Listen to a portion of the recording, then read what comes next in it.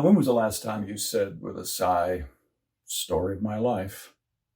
We all have them, written into our lives from our earliest memories, often by those who've loved us. They express some recurring pain or frustration or defeat.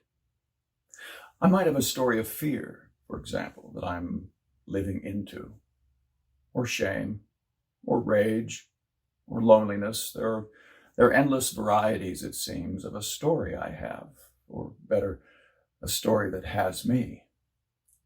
Because you may have discovered, as I have, that it's not easy to rewrite it. I'd love to have a new story, one not only with a happy ending, but with a happy middle.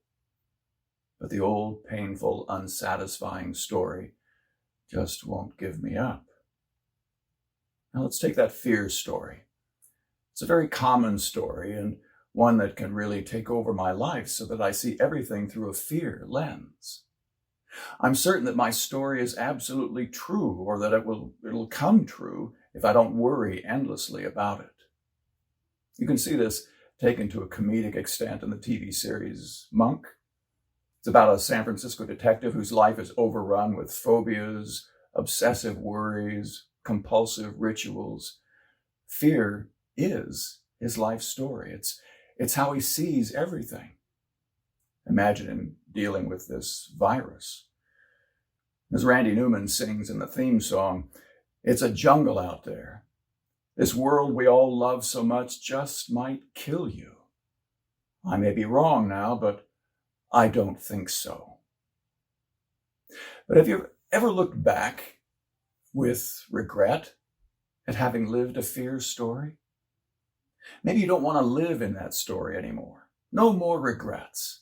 But how do you restory your life? I listen to a lot of people's stories, and of course I have stories of my own. I have to say that in my experience, the process of restoration is more possible in collaboration with somebody else. And that's where I come in. And then there's the great collaboration with the one who knows my story before I speak it. Before a word is on my tongue, Lord, you know it completely. Psalm 139. It seems that God is a specialist in knowing my story thoroughly and in restoring my life. But he doesn't use some formula or ritual to free me from my story. He uses something so obvious and direct that we can overlook it. He uses himself. He actually enters my story and is fully present in it. You can't get any more direct than that. Beyond advice, beyond teaching, beyond wise counsel, he offers complete presence. We can see this in the great restoring manual that is the Psalms regarding the fear story. You know this one. God is our refuge and strength, a very present help in trouble. Therefore, we will not fear. The Lord of hosts is with us. And that's repeated in case we might miss it. The Lord of hosts is with us. Okay, so what if I do miss it and remain stuck in my fear story? Well, I will miss it unless I do this. Unless I allow myself to collaborate with the great restorers over the centuries who've told God's story. They'll guide me if I let them. Go all the way back to Moses as he asks God, "Please show me your glory." And God does. Go all the way back to David as he speaks to his own deepest soul and says to God, "Come," my heart says, "seek his face. Your face, O Lord, do I seek."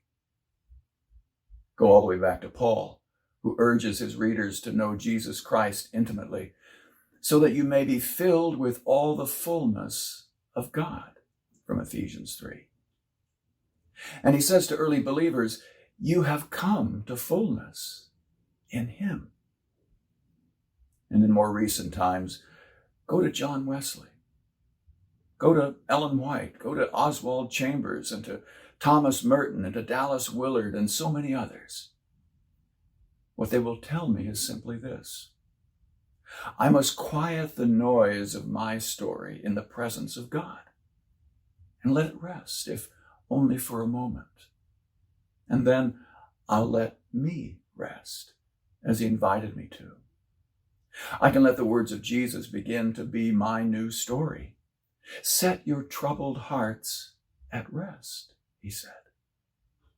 I can let him disarm my story and start writing a new one deep inside me, past all my fears. It is personal and mystical and transforming. The real story. The story of the divine commitment to me, the sacrificial love, the new life in Christ, controlled by love and not fear. The new possibilities for life, ignited by the flame of the Spirit of God.